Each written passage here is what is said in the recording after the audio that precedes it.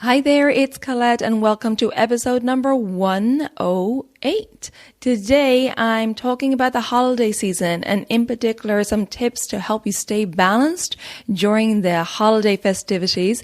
And I'm also going to be talking about some holiday spices, in particular allspice, saffron, and nutmeg, and how they can help you during this holiday season. So stay tuned.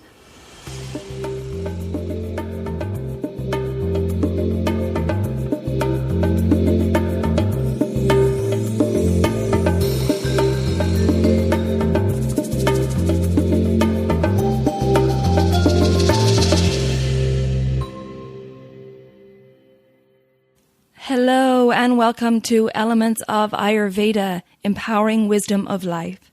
I'm your host Colette, and in this podcast I hope to empower you to take charge of your own health by sharing the holistic teachings of Ayurveda, the ancient healing tradition from India.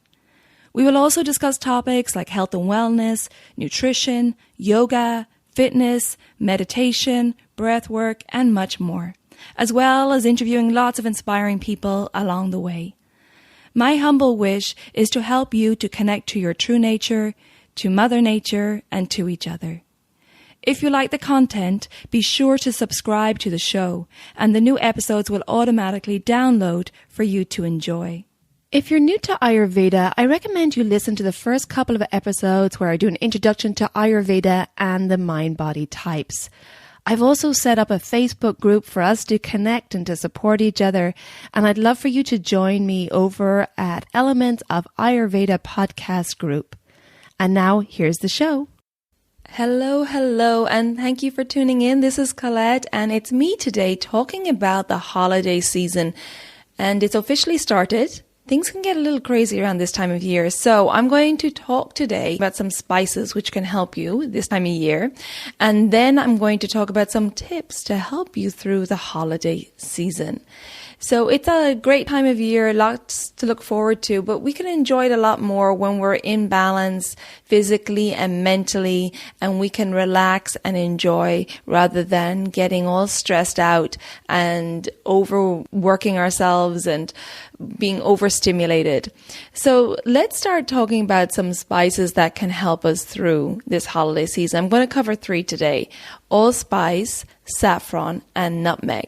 Breaking down these spices, what are their energetics, where do they come from, what are the benefits, and how can we use them to help keep us in balance during the holiday season? Well, starting with allspice. Did you know that allspice comes from the allspice tree? It's also known as pimento, which is Spanish for pepper. It is also known as Jamaican pimento, Jamaican pepper, the clove pepper tree, or pimenta. Now, it's native to the Caribbean, Central America, and southern Mexico. However, it's now cultivated in many warm parts of the world. The tree was given the name allspice as it smelled like the combined spices of cinnamon, nutmeg, and cloves. Now, this tree grows really tall and has long, leathery leaves. It's similar to that of like a bay leaf. And it has this white scented flower and red or brown berries. Now, the berries are picked unripe and dried in the sun and powdered.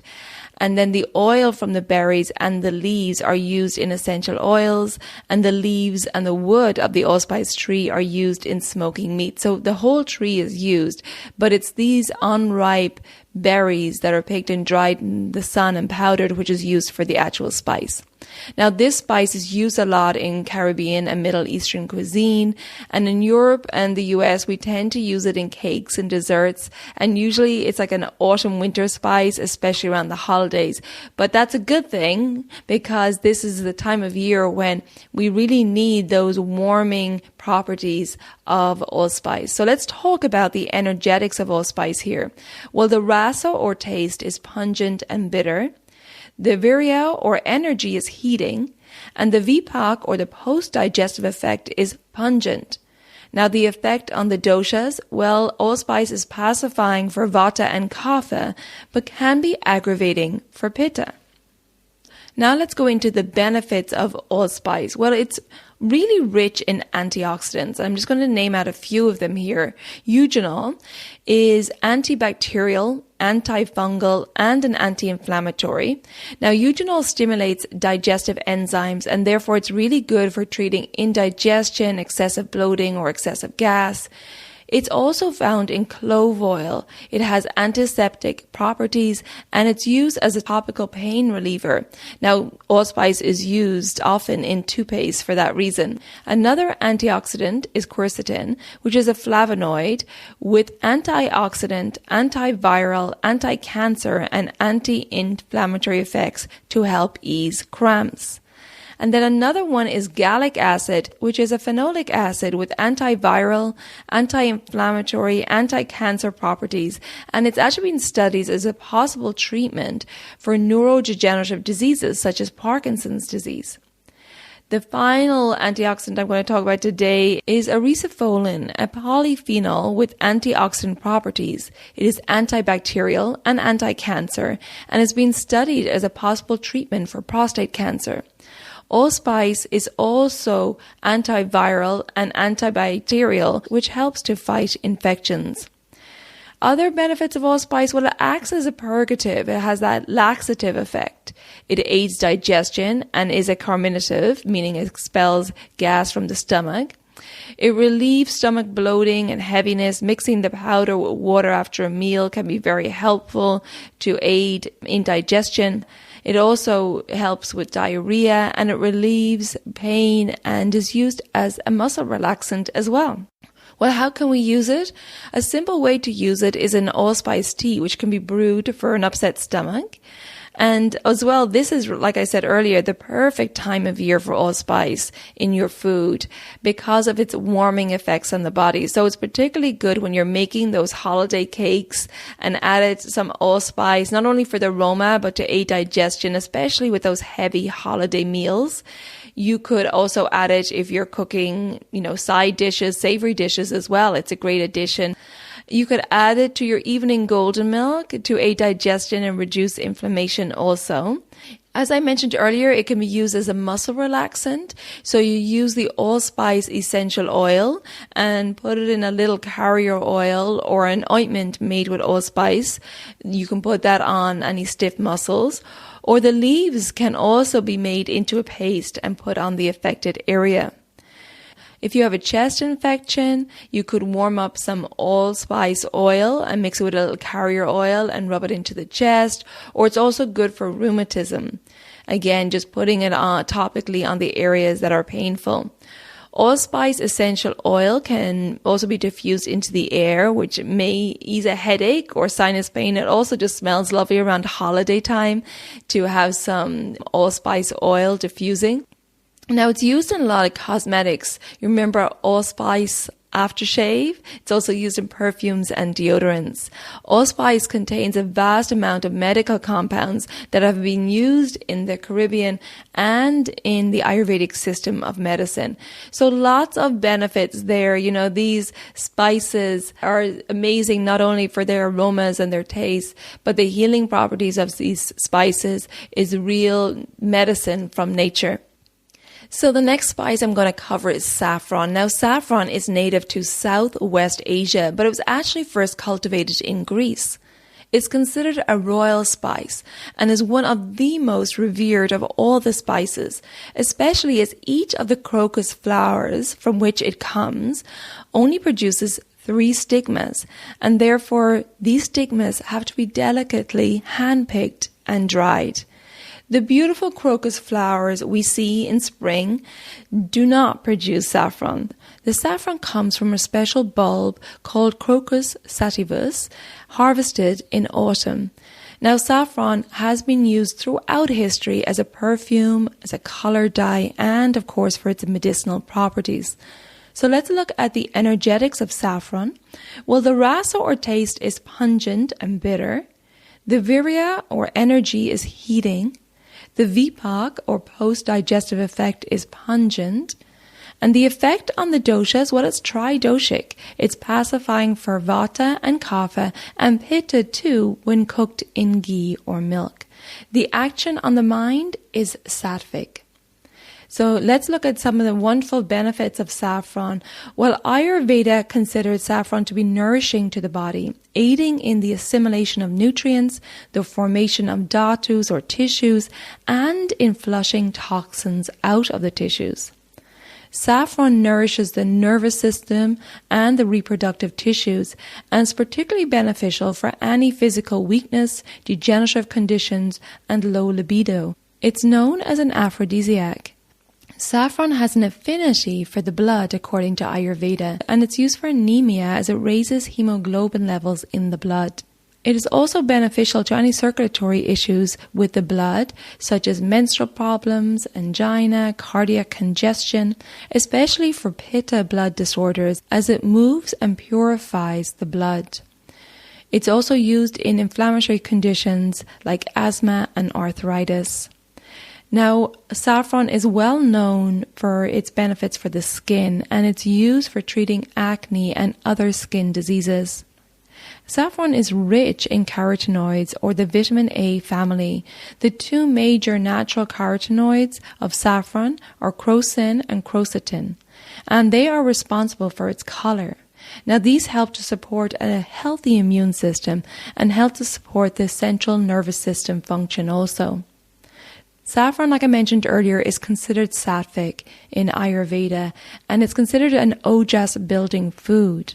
Now, ojas is our primary energy reserve in the body. This sattvic quality brings the quality of love, contentment, and compassion. And it also works on the mind, aiding in countering depression, and clinical studies have shown this to be true. So how do we use this wonderful spice?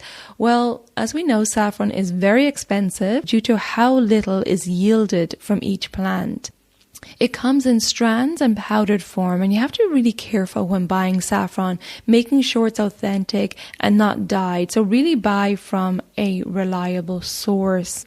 So this time of year, maybe you can treat yourself, buy a present for yourself of a little bit of saffron, and a little amount can have a therapeutic effect. Ayurveda recommends soaking it in warm milk and ghee for a nourishing tonic. And it can also be used in savory and sweet dishes for its color and, of course, its delicate aroma. Now, there are some contraindications for saffron due to its stimulating effect on the blood flow. It's best to avoid if you're pregnant or breastfeeding. So there you go, saffron, that beautiful yellow-orange spice. And like I said, maybe you can treat yourself to some over the holidays, because it would really be a wonderful spice to use in your holiday dishes. And it would really help with your ojas building qualities and all those other wonderful benefits. The final spice I'm going to cover today is nutmeg.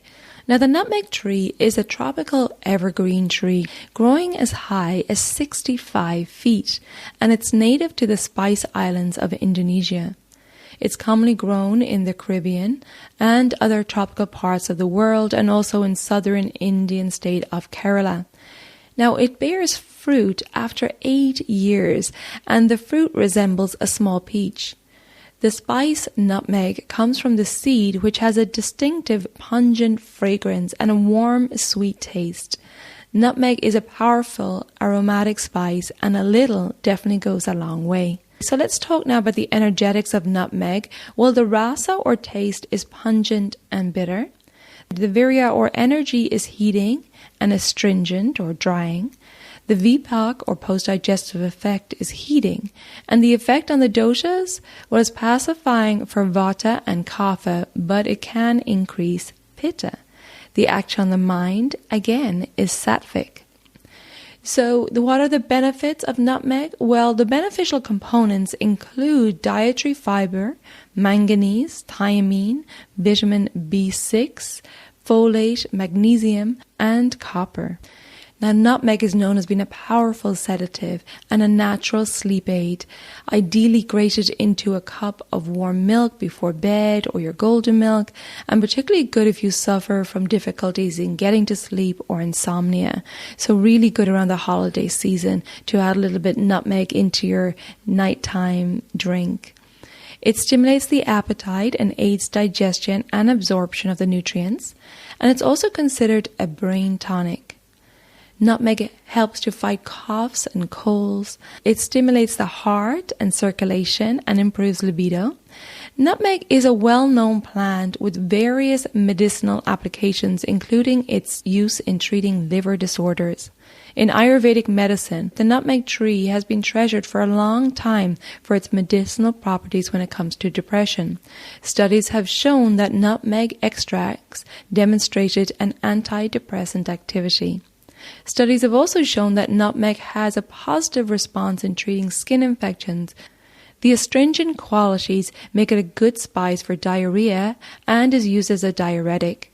Its oil is especially useful in relieving toothache, gum ailments, and also chronic pain and aches, including that of rheumatoid arthritis, menstrual cramps, and headaches. Now, as with any spice, I advise to use in moderation. Having too much nutmeg can result in seizures, irregular heart palpitations, and vomiting. So how can we use nutmeg in moderation? Well, it's best to grate nutmeg fresh as it has a more powerful flavor and aroma. It can be used in desserts and baking and also added to savory dishes. So there you go, 3 spices of allspice, saffron, and nutmeg. They are really wonderful spices to use during the holiday season in the Northern Hemisphere as they pacify the Vata dosha, which can get aggravated during the holidays. And why does Vata get aggravated? Well, generally we have dry, cold, windy weather this time of year, which aggravates Vata. Maybe you're traveling to holiday events or to visit family or friends. There's irregular schedules. There's irregular eating patterns. There can be sensory overload at parties and festive occasions. There can be alcohol and junk food, and all this, along with the rise of Vata naturally at this time of year, can lead to Vata aggravation, and it can lead to constipation and dryness in the skin. It can lead to overactivity in the mind, maybe mind spinning, and it can lead to having difficulty sleeping and perhaps insomnia. So I am now going to talk about some holiday tips to keep you in balance and to pacify Vata during the holiday season. And these tips, you don't have to worry about making notes here, as I'm going to put them into a download for you, and you can find the link in the show notes, or just go to my website, elementshealingandwellbeing.com/freebies. So let's go through my tips. And the first one, the biggest one of all, concerns sleep. Because when Vata is aggravated, sleep can be really affected. A person who has Vata aggravation can have a hard time getting to sleep. Maybe the mind is spinning too much, or waking in the early hours of the morning between 2 and 6 a.m., or suffering from insomnia. So I highly recommend, when possible over the holiday season, is getting to bed by 10 p.m. We know that the Pitta energy rises at 10 p.m. according to the circadian rhythms, giving us the illusion of a second wind. And I've talked about this extensively in my episode on the circadian rhythms, as podcast episode number 8, if you want to check it out, where the energy that comes in at 10 p.m. from 10 p.m. to 2 a.m., the Pitta energy, is not to give us a second wind to stay up partying and at these festive occasions. It's actually to do our cleaning inside our body, our detox, our rejuvenation, digesting all the thoughts and all the food from the day. So we need to respect the body and try to be in bed by 10 p.m. So making sure that you're in bed will help you get to sleep easier, so you don't get activated by that second wind of Pitta. And of course, then you'll feel great and energized the next day. So highly recommend, as much as you can during the holiday season, try stick to a schedule. Really important for keeping Vata in balance. So if you're scheduling to meet friends or having dinners, try arrange them on the earlier side so that you can get home a little earlier. when possible. And if it's not possible, then try not to be too rigid about it. That's what I recommend also, that you don't, stress out over not being in bed by 10. One night here or there is not going to hurt you, but if it's consecutive nights, getting to bed late, then that's going to really be a problem. So try your best.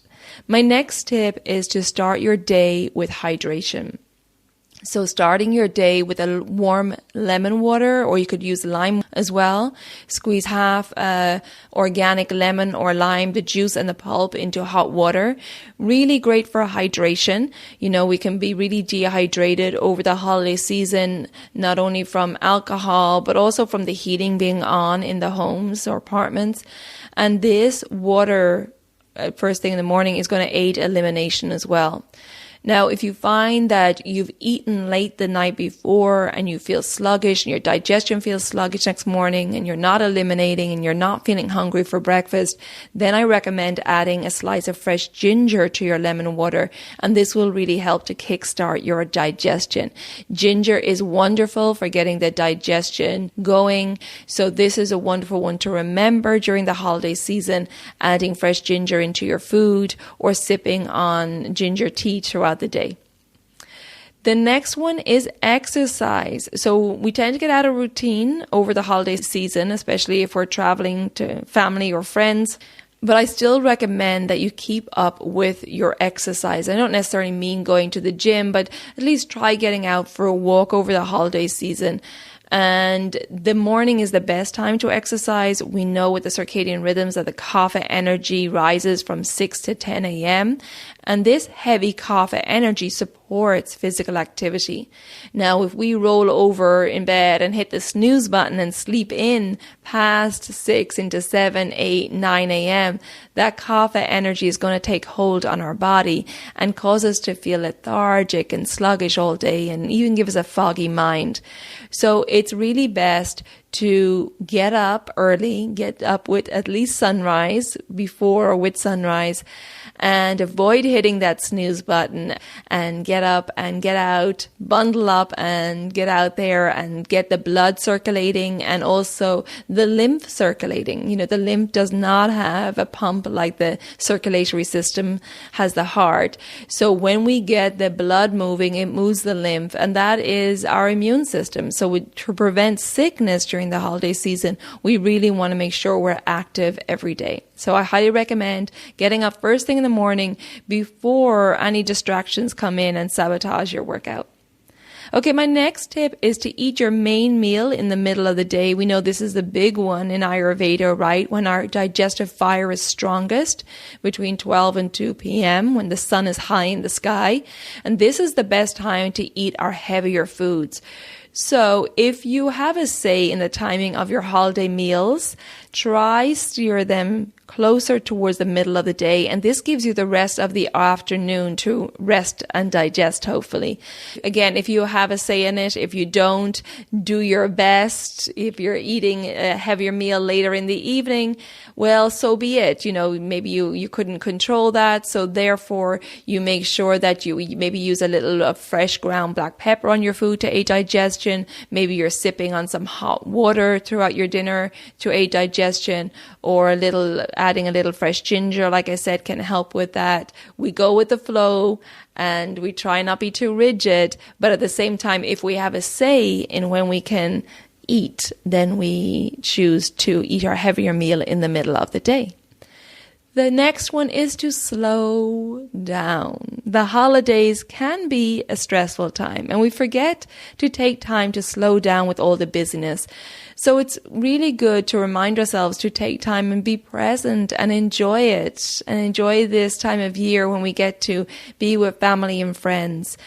And I highly recommend taking some cave time, especially between 4 to 6 p.m. when that vata energy is high and it activates the nervous system and it can aggravate vata. So doing some cave time activities during 4 to 6 p.m. is great. Maybe like some meditation or some breath work can be really helpful to calm the Vata energy. Or if you're hanging out with children, and they can get a little wired too, right, over the holidays and all the excitement. So taking some time to calm everyone's nervous system by doing a creative activity at this time together could be great, like coloring or making cards or baking, or even doing some yoga together can be really fun. So just be aware of your energy between 4 and 6 p.m. And if you find that your Vata is getting aggravated, if you notice maybe there's a little bit more anxiety, a little bit more mind spinning, there's a little bit more of digestive discomfort, taking some cave time and doing some relaxing activity during this time, avoiding being out and about and driving and being in the busyness of stores and so on at this time would be best. Just have awareness. See around this time, are you more activated, and what you can do to bring in some pacifying activities. My next tip is to eat lots of fiber, because fiber is our roughage, and fiber will help prevent stagnation and aid elimination. I already talked about how Vata, when aggravated, can create dryness in the body, which can result in constipation. So lots of fiber is really important, like in fruits and grains and vegetables and seeds. So making sure you're adding them into your diet. And with the fiber, it's really important to make sure that you're drinking lots of liquids to help move that fiber along. Over the holidays, we can have, maybe some alcohol, and that can be dehydrating as well. So we really need to stay hydrated, especially when we're having lots of fiber, sipping on hot water, herbal teas throughout the day to aid digestion. And of course, we want to avoid cold drinks and ice drinks at this time of year. So making sure that with all that fiber that you're drinking lots, because if you have lots of fiber and you're not drinking enough to stay hydrated and to aid in elimination, that too can cause issues with digestion. My last tip here is to really avoid the late night snacking. Ideally in Ayurveda, we're having a lighter, earlier evening meal, so finishing eating by 7 p.m. and allowing the body time to digest before bedtime at 10, right? We have 3 hours there to digest. So really best to try avoid snacking in the evening. And if you really want something in the evening and you're feeling very hungry, I would recommend something like a golden milk or just a warm nut milk, and adding some nutmeg like I spoke about earlier, which is a natural sedative and can really be a great sleep aid. And the golden milk recipe, you can actually find that in the same place you'll find the download for these tips. You just go to my website, elementshealingandwellbeing.com/freebies. It's under the resources tab, and you'll find the golden milk recipe there. But that's a great one to have in the evening. The turmeric I've covered in other episodes. It's for its anti-inflammatory properties. It's really got so many health properties that's a wonderful spice to have during the holiday season. You could add a little nutmeg in there, especially if you're Vata aggravated, to aid with sleep and so on. So there you go. They're my tips for helping you to stay balanced during the holiday season. And as I said, you can find the download of these. The link is in the show notes, or go to my website, elementshealingandwellbeing.com/freebies. Now, I want to remind you that these tips are good for everybody, but there's no one size fits all in Ayurveda. And if you want to understand your unique mind-body type and get a strategy specifically for you in regards meals and self-care practices and exercise and mindfulness and lifestyle in general, that's all tailored to you, well, then I would really recommend getting in touch with me. And you can find all my services and programs over on elementshealingandwellbeing.com. And I'll put the link again in the show notes. And if you have questions about my services, please take advantage of my free 20-minute Services Enquiry Call. And again, I'll link that in the show notes as well. And wishing you all a very happy and healthy holiday season. I'll continue to put out my podcast episodes during the holidays, but I know it's already starting with Thanksgiving in the US. So happy holidays to you all. Thank you for tuning in. Take good care of yourself. And until next time, ciao for now.